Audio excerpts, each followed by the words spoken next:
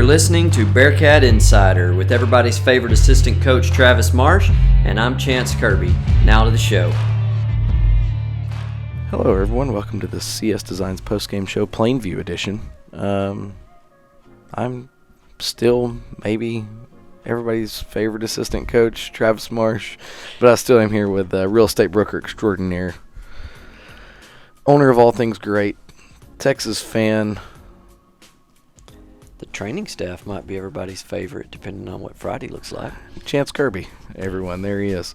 So it's going to be kind of a two-part show. Chance and I are sitting down today, and we had Coach Peacock scheduled to come in with us today, but he gets busy these days, and so he will be joining us for an additional part of the podcast tomorrow. And so, if you're listening to the show, you obviously understand that it was a 27-0 loss for the Cats on Friday night at the hands of the Plainview Indians. Now, with that being said, Plainview's picked to do really well up there in Oklahoma.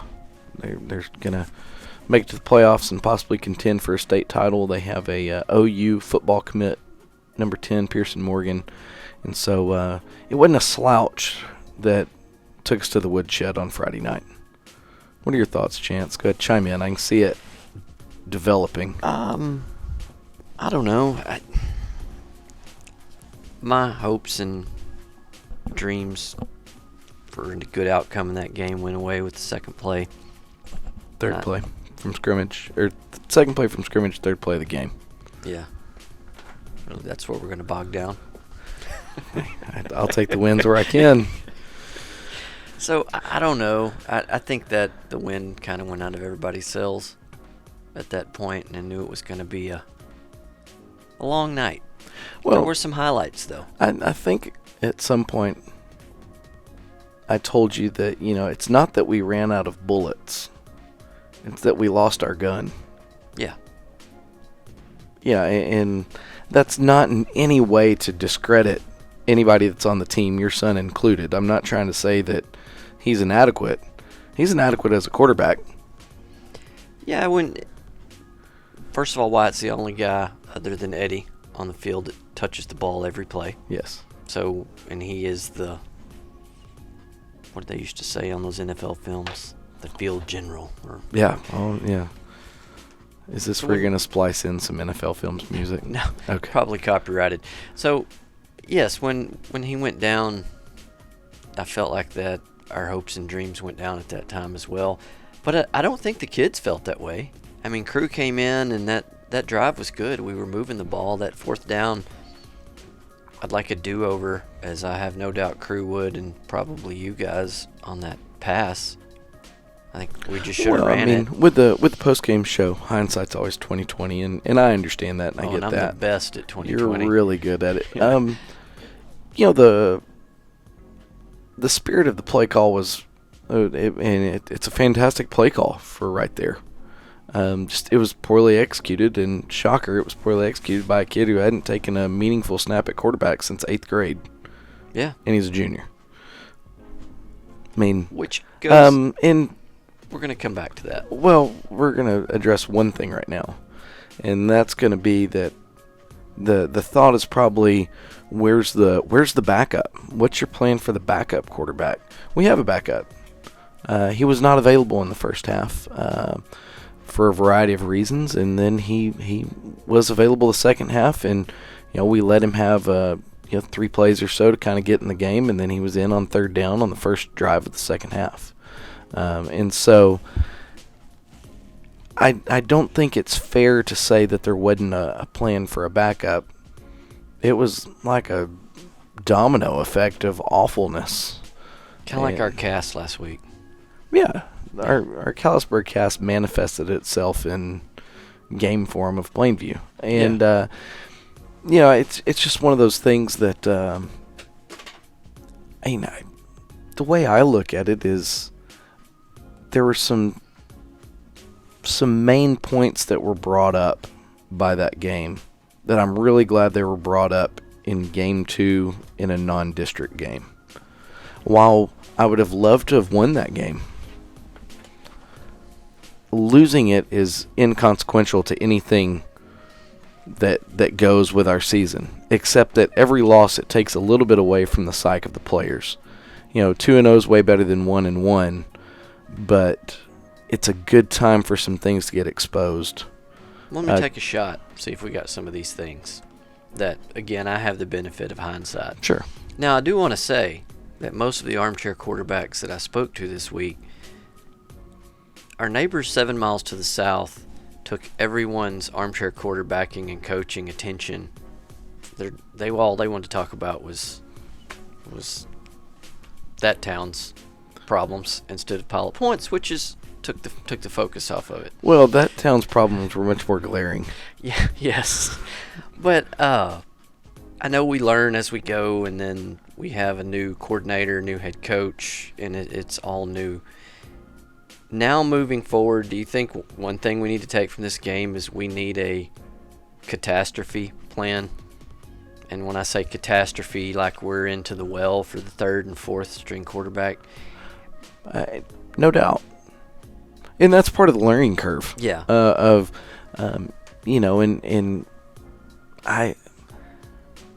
Like I said, things were learned, but the reason why it's not time to hit the panic button is we have time to learn them and to change it going forward. But the huge just thing that gets lost in the 27-0 score with Wyatt getting injured is that our kids played hard. The defense played hard. Gage had a good game when everyone in the building knew he was getting the ball. Crew ran the ball really well from his quarterback position that he was not anticipating playing. Our kids played hard. I don't think anyone's upset about this loss. Yeah, no. And like I said, do we want to win? Of course. I would much rather be sitting here talking about that we won by scoring 30 points again and, talking about how weird that stat is and everything like that. But, that's not the way it happened. I would like to be talking about anything besides the first shutout since Gunner in 2019, I do believe. Or was it 2020? I think it was. I know last year Wyatt scored on a pick six. It was Pitts and. So that's 2019 in Gunner. Yeah. It's you can get bogged down in what's the first shutout in 4 years or 3 years. I mean, there's a significant event that caused a tragic turn of events that led to it.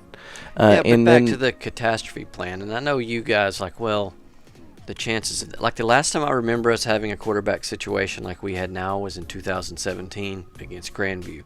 So that's how long it's been till we've been put in that situation. It's a learning experience. Do you want to give, and I know you have to ask yourself, well, do we want to give up this many plays during the week of practice for something that happens once every 5 years? Yeah. And the only time anyone asks those questions is when it happens. Well, and, hindsight being 2020, if we could go back to the start of two-a-days this year, we would have been practicing a catastrophe plan because we know that Wyatt's going to get hurt offensive play number 2 of the Plainview game. Yeah. Knowing what I know now, and I'm sure that I can speak for every other coach, knowing what I know now, absolutely we would go back. So it's the perfect storm, though. So then what do you do to fix it? Yeah. That's the biggest thing is we know what the problem is. Okay, we know that we have identified the problem. Now as coaches and why we get paid to do what we do and everything is what do you do going forward? And it is actively being addressed going forward. That's all you can ask for. And so, lesson learned, so to speak, I guess you could say. It's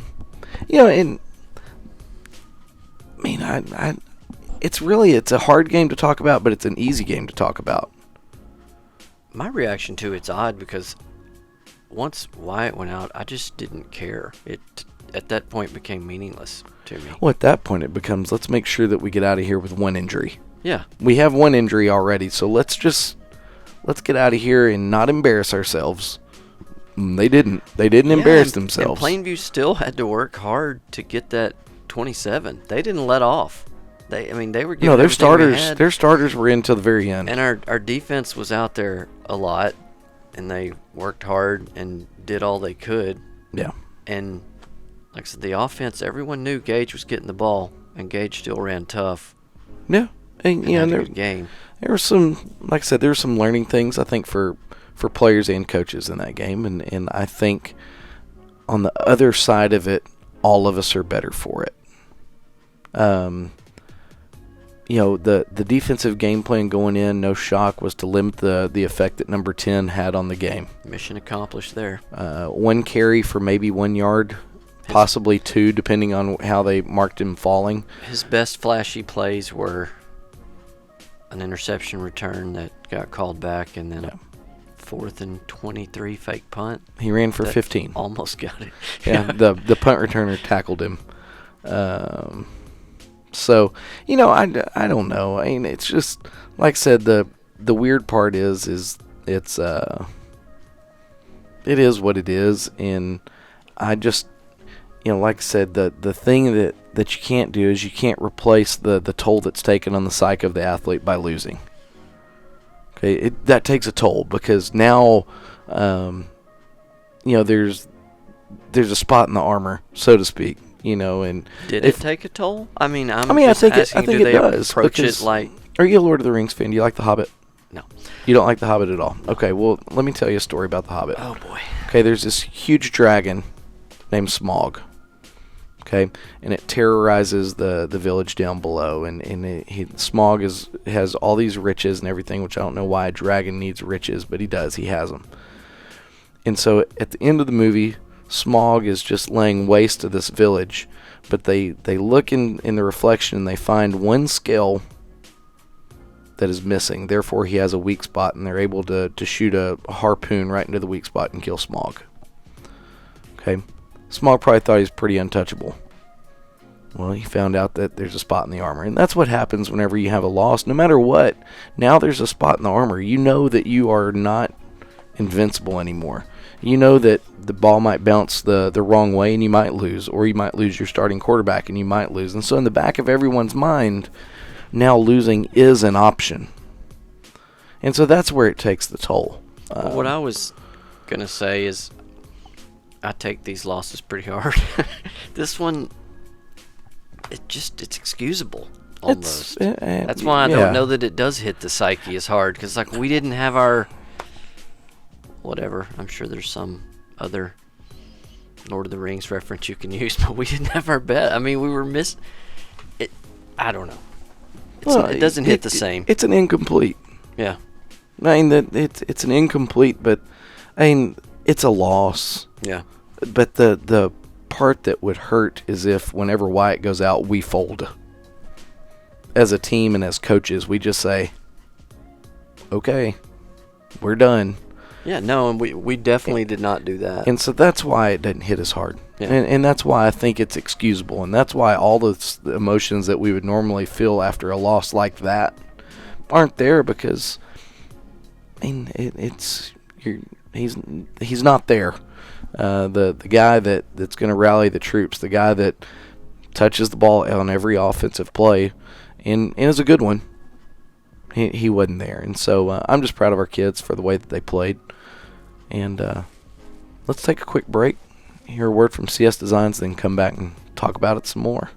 Are you looking to build that dream home or barn-dough? CS Designs offers a complete range of design services. CS Designs products range from general drawing services to commercial and residential blueprints, as well as 3D renderings and virtual reality walkthroughs. Let Cole Stewart and the CS Design team design you a beautiful progressive home or building that translates your ideas into an outstanding reality. Visit their website at csdesignstx.com or give them a call at 940-365-4048. All right, so we're back, and I'm not going to get bogged down in the stats of this game. I didn't bring them at all. I want to bog down in 2 of them. Oh, great. Yes. And there's 2 that I want to talk about as well, but I just don't want to... The 2 I want to start with, again, I've said it several times, Gage Anderson with his 79 yards. That was 79 tough yards. It was a workman game for Gage. Yeah. The running room was not... No, there's a picture I have on the photos that he's squeezing between our 2 linemen, because, I mean, everyone's just coming down and just... Yeah. There was no room there for anything. at any time. No, and that was a very workman performance for Gage, and I was proud of the way he kept attacking the line of scrimmage for sure. And then the other I just wanted to point out was the tackles with Colin had 18. Somebody had to stop him. I mean, we had to keep tackling, keep it in control. He answered the bell almost every time. Yeah. And there's the coach in me. Here we go. The coach in me, he did a fantastic job except for one play, and he was so amped up on trying to stop the run, which is what they'd been super successful with, that the H-back got behind him, and the passing touchdown is squarely on him. I can't blame him. I mean, that's a mistake that, I mean, it's part of being a kid and part of being a player and part of just learning experience for him. And so I thought he played fantastic. I thought he really did. And he was physical. And I thought everybody played pretty physical. Defensively, we were flying to the ball. The other stat that stood out to me, I have a hard time saying anything about passing and receiving because we had receivers playing quarterback. Yes. So that's accepted. But the 0 for 2 on field goal attempts and them falling short both times, is that some technical problem that we're working out this week, or? They were both misses going left to right. I don't know where the wind was coming from. My left to right. We were kicking towards. Towards the chaparrals. I apologize. And we were trying to kick to Allsops. Yeah. So I don't know the weather report. I wasn't paying attention to the weather report. But if I remember from pregame, the wind was from the south. And pregame, we were kicking at the other goalpost, too. Yeah. And so I just always want the problem to be one singular thing. And you're like, yes, it was this. It'll be fixed next week. I think that, honestly, the expectation was Elias was going to make them. That's why we called it. Yeah, which is why I'm surprised. And they were both in line. If you look at it as far as an accuracy perspective, they were going to be good if the distance had been right. Mm-hmm. And the distance wasn't right. Snap wise, nothing sticks out about a bad snap. Nothing sticks out about a bad hold. No, I think the only time they got to us was on a punt. They almost blocked a punt. Yeah, but I just think I think it's I would view as an anomaly for now. But we have competition at the kicker position, so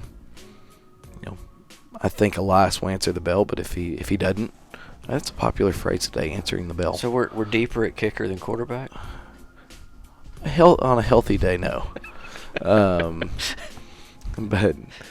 Josue Villarreal, he the head hunter of FC Dallas fame. Yeah, the head hunter. I think he could.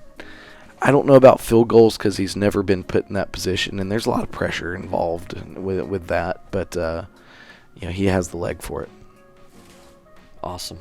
But no, I think to your point, Gage and he did a good job, and then Colin, he put the work in, and so they are very deserving of the mentions. And same goes for the offensive line because Gage's output is directly dependent on them.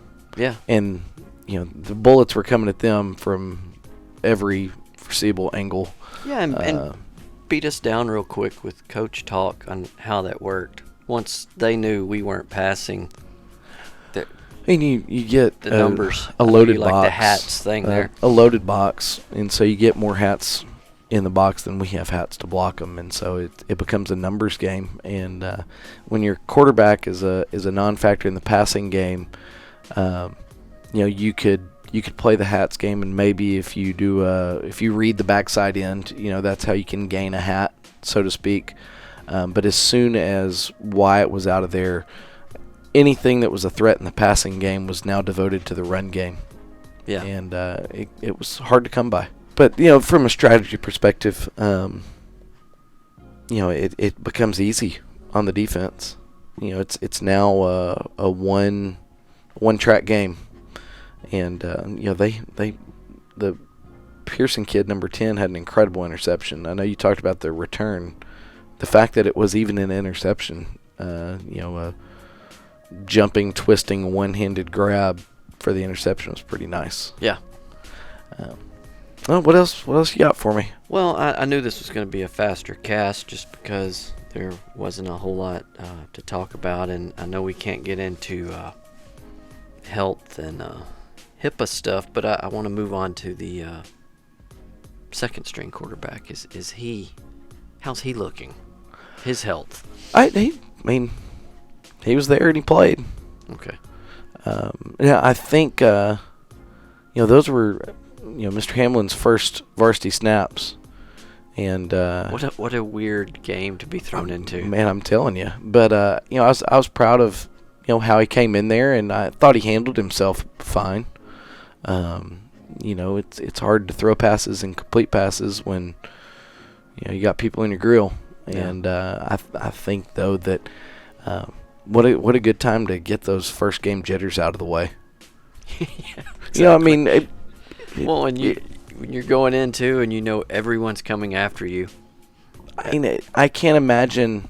I can, but I don't think there will be a situation where he's facing that amount of pressure. No, there won't be a worse situation. It was good for him. Yeah. And it was good for us as coaches because we got to see him in game action. Since they moved up this way late summer. We don't have his JV film. We don't have, we don't have a scouting report on him. We have to figure out what he's capable of on game night, and it was good to see it. And I think any assessment of him is not fair because he was literally. We were not expecting him to be in town. Yeah, and that's kind of where I came from. But he is at least healthy enough to where we're not looking at Crew and Aston again as a quarterback. Oh no. Okay. He'll be in town on Friday. That's the biggest thing is that he'll actually be in town on game day. Okay. And it was one of those things where his unavailability. We thought it was going to be all the way through the game, and it ended up that he was in town a little bit earlier than what we expected. Yeah. So, it is what it is, and like I said, I'm glad he was given the opportunity, and we were given the opportunity to see him, and I think that what you have is he's going to be fine. He learned a lot, and you could tell, and so I'm happy he was there. Well, tell us a little bit about Farmersville. Farmersville's going to be athletic. They're absolutely 1,000% going to be a worthy opponent for the Bearcats. I think that they do some things that could give us some problems on both sides of the ball. I think that if our kids execute the game plan on both sides of the ball, that I think we'll be in good shape. I know this is about as vague coach speak as you can possibly get. I was dozing off here. But they're a good football team. They have a couple cats on offense that can go. Who are those people? Well, I'm not. See, you're asking questions that you're not going to get the answer to. But it's a. They have a couple kids that's a big play waiting to happen, and so that means defensively we have to understand our assignment, and we have to understand, specifically for where I coach linebackers, we have to understand what different calls, how they affect what we do. And we had some lapses of that in the Plainview game, and so we're working on closing running lanes a little bit and doing our job better, and I think that goes across the board. Is we learned a lot as coaches and players from the Plainview game. We got to play defense a lot. 59 plays. Yeah. Compared to 47 offensive plays. And those were 45 really difficult offensive plays. But we kept the clock moving, though. Yeah, no, that's very true. Except for penalties, my goodness, there was tons of penalties on both teams. Yeah. But at Farmersville, they're going to present a challenge. They run a very aggressive defense. It's going to be a 3-4 type look. When I say 3-4, I'm talking a traditional, like what you would see at the NFL level from Wade Phillips type 3-4. They run a lot of zone behind it, and you can look at what the Farmersville coach has said in the press that they've chosen the defense that they've chosen because they wanted to limit big plays and make teams work down the field on them. They'd rather give up 3 or 6 points on a 14-play drive, then give up a quick 6, and then get back on offense. And so it's all predicated on pressure, but conservative pressure to where you're not going to be giving up chunk yards. And so it's going to be a lot of discipline, from us offensively and defensively, trying to limit their big plays, and then also just be patient enough to take what they give us and work it down the field and try to be productive. Awesome. Is that better? I feel like I gave you a little bit more than. Yeah, I'm waking up now. Okay, all right, good. All right, well, I guess don't go away, because on this cast we're going to have Kyle. Yeah, we're going to take a quick break, and then after the break will be the interview with Coach Peacock, probably answering some of the same questions that I've answered, and you just get to hear Coach speak from a different coach. If I can summon up the energy. Yeah. All right. Are you looking to build that dream home or barn-dough? CS Designs offers a complete range of design services. CS Designs products range from general drawing services to commercial and residential blueprints, as well as 3D renderings and virtual reality walkthroughs. Let Cole Stewart and the CS Design team design you a beautiful progressive home or building that translates your ideas into an outstanding reality. Visit their website at csdesignstx.com or give them a call at 940-365-4048. As promised, we have head football coach Kyle Peacock here, and we're going to discuss the loss. We're not going to sugarcoat it, or I might hold back some opinions because he is my boss. But no, all things considered, Coach. I mean, we've been over it, 27-0 at home. Chance hit us with all the stats of first shutout since Gunner in 2019. You remember that game? Yes, sir. From your point of view, on top of the world last week, win number 1 as a head coach. You were the only undefeated coach in Pilot Point history. Short-lived. It was a good week stay at the top. Where are you right now? Yeah, I was down there a little bit after the game. But, you go back and watch on film, and I told our kids, everything that we're trying to do, we talk about being built different. And, not only is that just a slogan, but our kids have really bought into that. And, sometimes in football, I know if you watch football long enough and you're a part of it, sometimes you're dealt hands that, you don't know why. It didn't really play in your favor. So, with what happened with Wyatt, second play of the game, quarterback goes down. All of a sudden you've got a different game plan. My game plan's now for my backup quarterback. And every quarterback's different. You're not going to find two that beat to the same drum. But so happened our backup quarterback had gone down on Thursday. Okay, he had fallen ill. He was unavailable. So again, that happens, and now we're going into where we're snapping it to Crew. Crew hasn't played quarterback since middle school, and it was one of those deals we couldn't get a game plan put together in a day. So we had made the decision. Let's go into this. We knew Wyatt needed to run the football some. He hadn't run the football much, and Wyatt's legs are a big part of our offense, and we expect them to be in the future. So it's just one of those freak things. He gets spun around in the tackle. Kid comes off of man coverage and just at the right, hits Wyatt underneath the chin. And, it is what it is. But, I told our kids at halftime, and, our defense, hats off to them, and they played as good as I've seen a defense play. They still made a lot of mistakes, but they played with passion. And I think that was one of the big parts in your preseason, when you get your team believing in what they're doing, flying to the football. And I told them at halftime, guys, you could easily have just said, hey, it is what it is. We're going to cash out on this one. And they didn't. They didn't do that. They didn't take that bait. They came out, man. They were excited the second half, and they knew what kind of hand we were dealt. They knew what it looked like.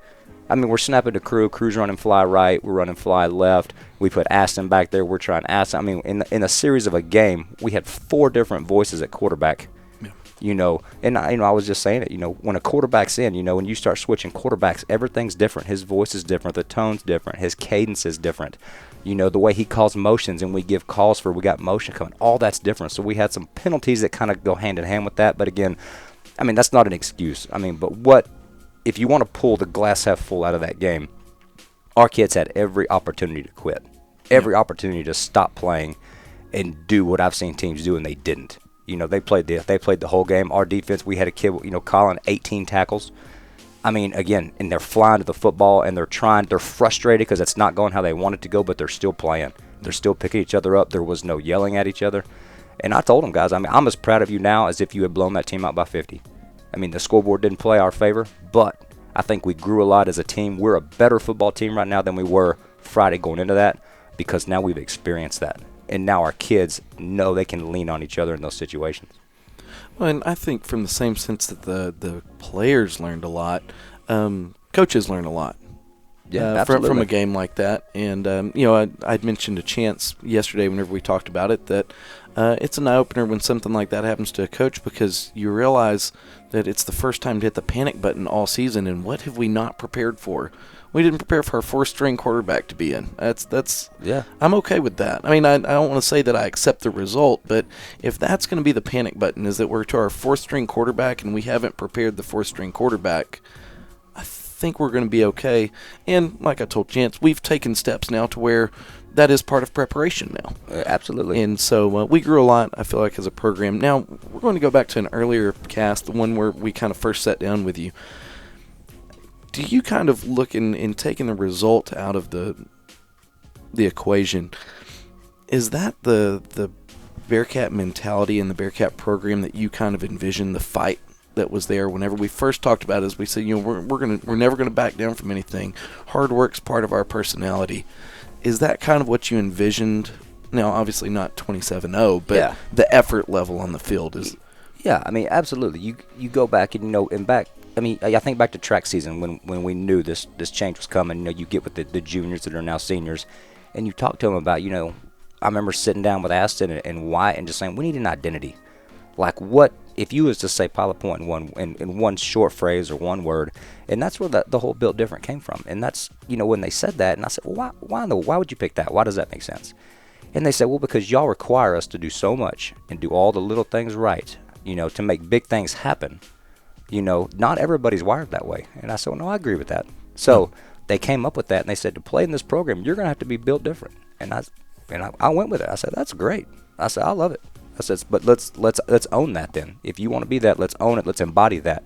And I think they've done that. They really have. They've done a good job, again, at practice. They showed up. We had a bunch of them show up Saturday. We don't require them to come in on Saturdays. Yeah. But they came in. I mean, who would want to show up and watch us get beat 27-0? Snapping the ball to our receivers and running, outside zone and fly. And But they did. They showed up. I mean, they weren't down. Their heads weren't down. They were, laughing, cutting up. And, they're watching the game and they're together. And we don't even go in there. We just hand them a laptop. And we say, hey, y'all start watching this. We're working on next week. We're going to come in there and, any questions, we'll touch up on it. And, they watched it. They got treatment. Again, and that just shows they're growing as a team, that they can go in and they can understand the hand they were dealt, how they responded. Because, again, a lot of kids would have said, hey, I'm not coming in Saturday after I got beat like that. But you know what? A lot of them did. And, again, that says volumes when you see them, and you're talking about getting home at 11, 12 o'clock, and they're up there at 7 a.m. And then, we follow that up. We have practice on Labor Day. Mm-hmm. It's usually a practice that coaches hate because it's the sum of all fears of an early Monday dove season, all of it. The trifecta, worst case scenario. I don't think we had a varsity player miss. Mm-mm. I don't even think we had one late. No, I mean, again, that goes back to those kids, man. They've bought into what we're doing. They practice. They want to be there. I think the way we're doing practices this year. Your players are going to be an image of your coaches. So when I look up and the coaches are excited, they're bouncing around practice. It don't take a genius to look and figure out and say, hey, them kids they're literally modeling their coaches. And that's why, I'm so excited about where we are as a staff and, where our kids are. Because, again, you put these coaches out there and they know football. I mean, and kids know football too. But, when you take a coach and you say, hey, man, let's bounce around. This is what we want right here. And this is what we're trying to get out of this drill. And they can model that for the kids, the enthusiasm, the excitement, the energy they want. And the kid's always going to try to meet your standards. I mean, you set the bar high enough, the kids are going to reach it. And even if they don't, they're a lot higher than they would have been anyway. Absolutely. And hats off to the coaches, and I'm not saying that because I'm one of those coaches. But the coaching staff for the people that don't understand the way our program works here at Pilot Point, every coach coaches every level. Absolutely. So those same coaches that are having to bounce around from 3:30 to 5:30, 5:45 in the afternoon, they're also at the middle school at 6:15, opening up the field house and having middle school practice. And there's no sense of ego. If you watch Coach Ike and Coach Perez and Price and all those guys down there, none of them feel like they're too good to be at the middle school. No. They're always trying to find ways to make those middle school kids better. And then, yourself and Keith and all the guys that are in the weight room on the days that we don't have the weight room, y'all are there, looking forward to chipping in and building the program from the bottom up. Absolutely. And, it's one of those things where attitude reflects leadership is made famous by Remember the Titans. Mm-hmm. And so, man, that's the second movie reference in 2 days, Chance. We're rolling. Yeah. Now, what you got, Chance? I know you have something. You're the voice of the people. I am the voice of the people. I want to back up. You just mentioned in passing, and I want to go back to that and bog us down in minutia real quick.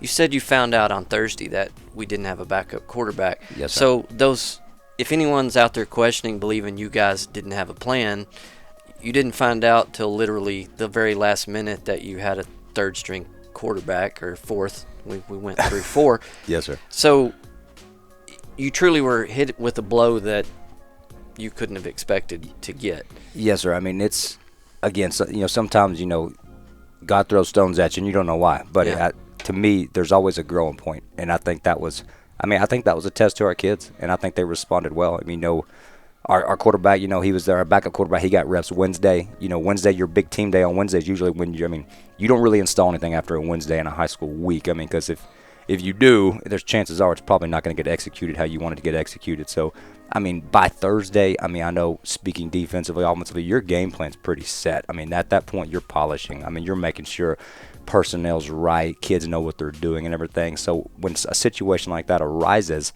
you've got to take a step back as a coach and say, do we revamp something? But again, at that point in time, if you try to go full circle like that, typically it ends up working in the negative more than the positive. So we had decided, hey, let's just go into this, same game plan we had, Wyatt's healthy, we're good, let's go in and let's get after these suckers. We were excited to play. We know about them in the past. They're big, they're physical, they're a good football team, and we were excited for the challenge. Our kids were.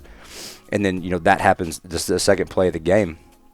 And then all of a sudden, you realize how important it was, your kid in your backup role. And you I don't want to say you take it for granted, but as a coach, you sit back, you're like, everything just changed now. So, yeah. Your whole game plan you've built all, and Travis can attest to this, how many hours coaches put in throughout the week and on weekends prepping for a game plan.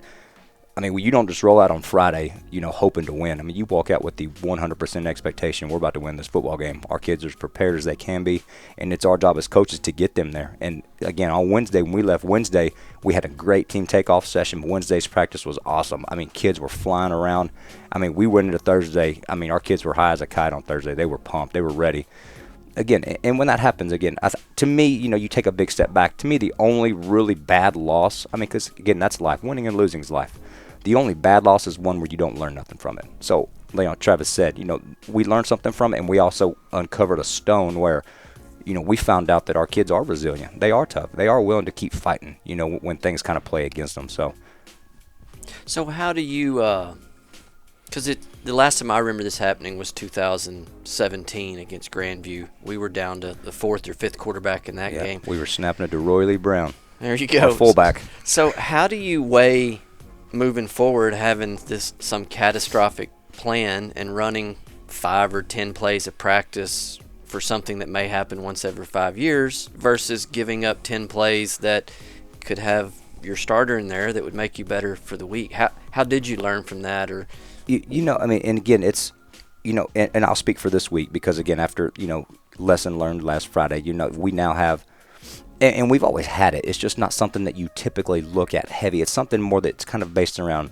I want to say it like season injury, like chronic injuries that how you just get banged up throughout the year. You want to have a package to where, you can bring this other skill guy in and still be able to function. Well, this happened a lot faster than I remember, ever happening to me in my coaching career.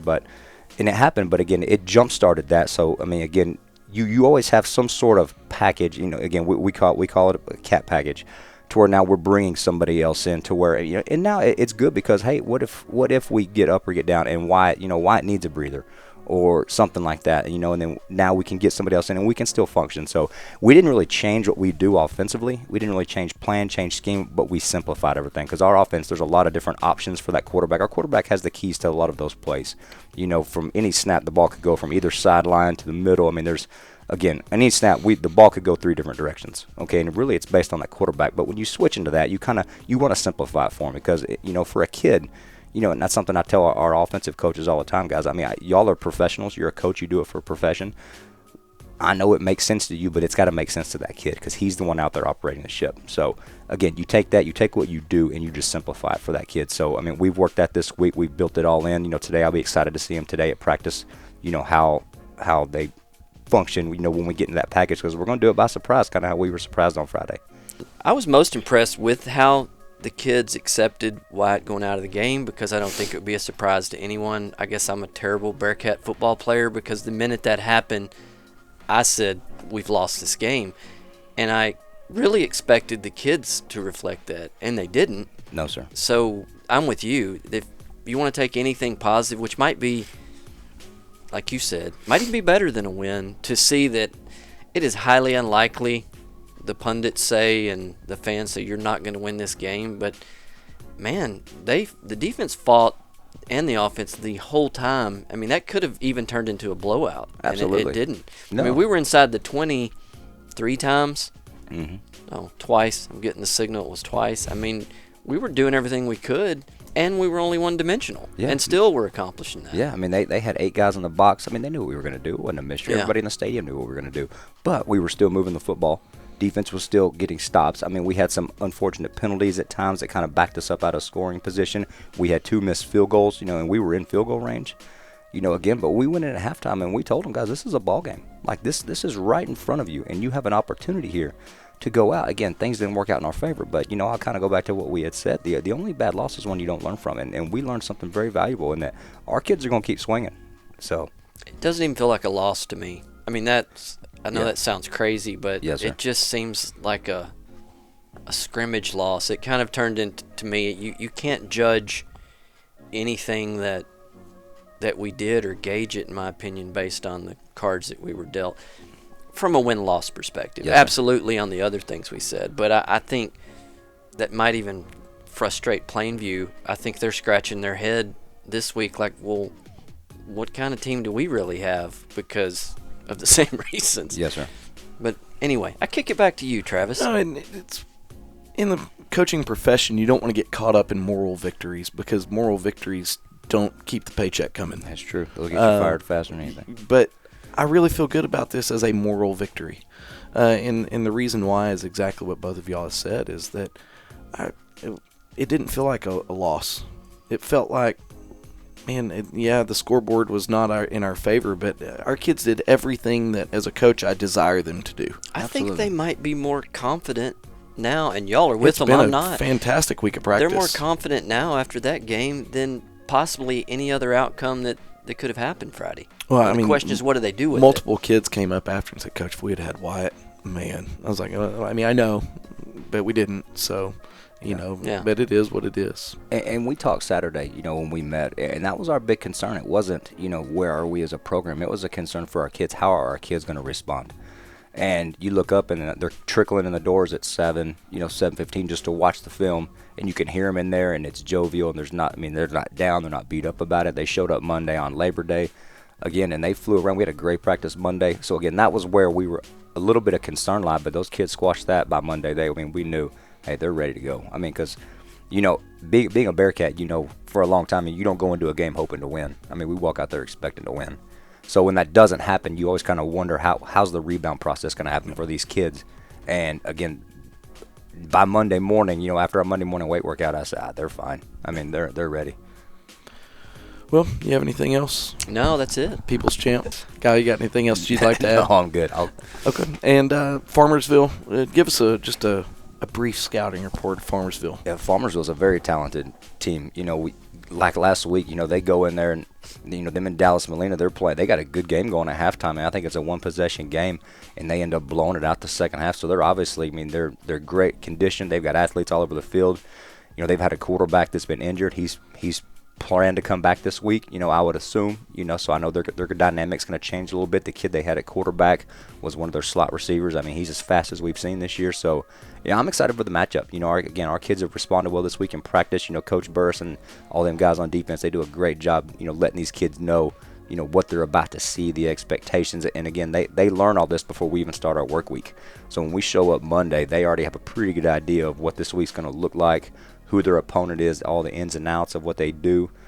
So again, and by Monday, when we had practice, they were answering questions right. They knew this, they knew that, they knew tendencies, they knew situations, percentages. I mean, I'm excited for the challenge. Yeah. And now the biggest question, what everybody really wants to know, what do you think about what do you think third grade Bearcats going to do on Saturday? Those third graders are going to be the death of me.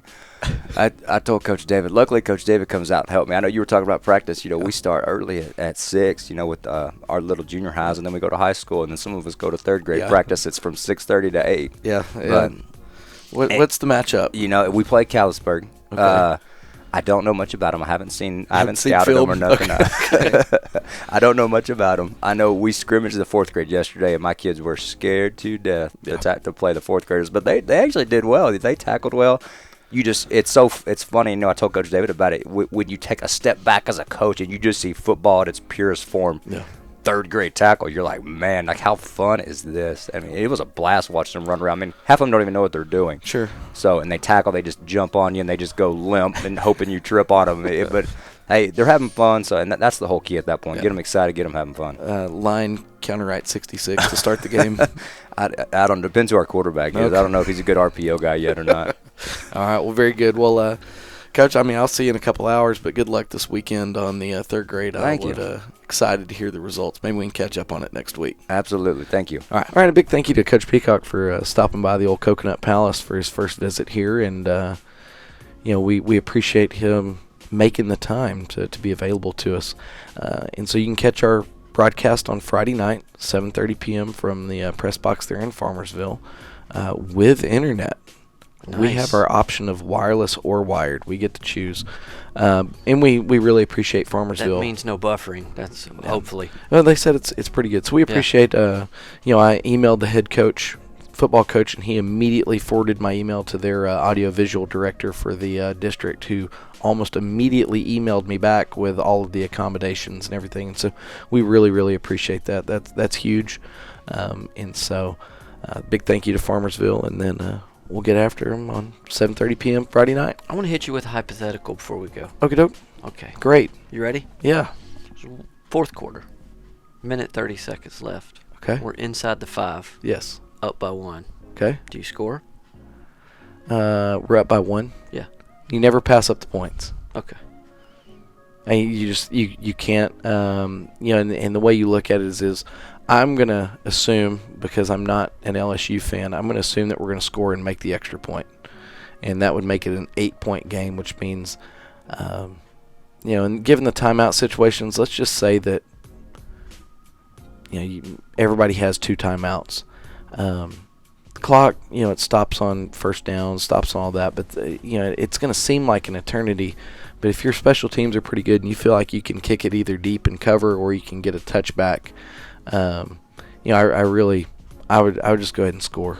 I'm aligned with you on that, but I do believe if you can try to finesse it to score with as little time on the clock as possible, it's better. Sometimes you end up overthinking things and you get a little too cute. That's me. And then you're ended up, and while you tried to be a savant of the clock, you end up giving it up. And so, for example, it was a JV game whenever Wyatt was a sophomore. We played Gunner, and we were up 14-13 with under a minute to go. I had the ball on the 3-yard line. Gunner had 1 timeout. Man, you're making me go way back into the memory bank here. Gunner had 1 timeout. So we ran the ball 1 time. We got stuffed. They called their timeout. We were under. There wasn't enough time to where we were going to kill the clock. Well, so I knelt it with Wyatt. Kicked a field goal because it was an extra point, basically. And then I was like, well, we have the lead. They can't kick a field goal to win it because they're down by 4 now. They have like 20-something seconds. What can go wrong? Well, we kick it. They almost house it. They're on about the 40-yard line, and then they throw up a Hail Mary, or they do something to score. And so then you immediately start thinking about it. I tried to get so cute that What could I have done differently? Well, I wish instead of Wyatt kneeling twice, just go score. And score the 6 points instead of the 3 points.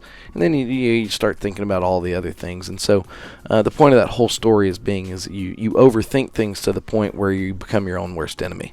But really what you need to do is pile as many points on the scoreboard as you possibly can to put distance between you and your opponent. And then they're having to scramble, and then the other thing is prevents winning.